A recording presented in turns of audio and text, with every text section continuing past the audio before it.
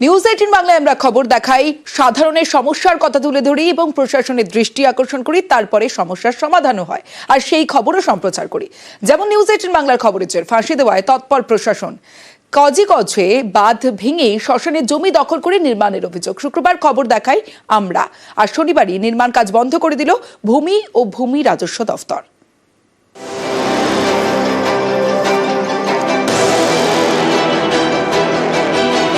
শিলিগুড়ি লাগোয়া ফাঁসি দেওয়ার কাজীগঞ্জ এলাকা। এখানে নিউজ 18 বাংলার খবরে অ্যাকশনে ভূমি ও ভূমি রাজস্ব দপ্তর। নদীর বাঁধ ভেঙে শ্মশানের জমি দখল করে নির্মাণের অভিযোগে কাজ বন্ধ করে দিল প্রশাসন।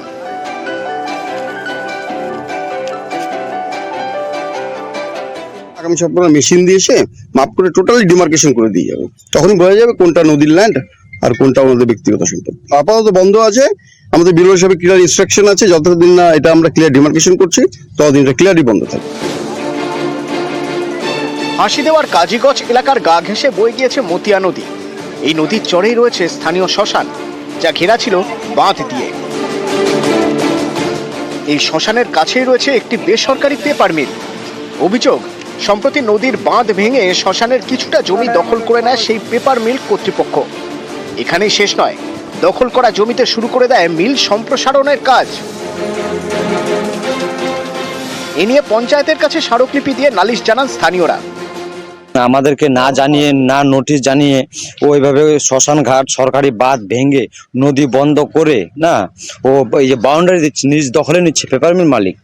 তো আমাদের জানাতে হবে, তার যদি কাগজপত্র থাকে, সরকার থেকে লিজ নেওয়া থাকে, বলতে হবে এটা নদীর চর, এভাবে কাটা তো আইন না।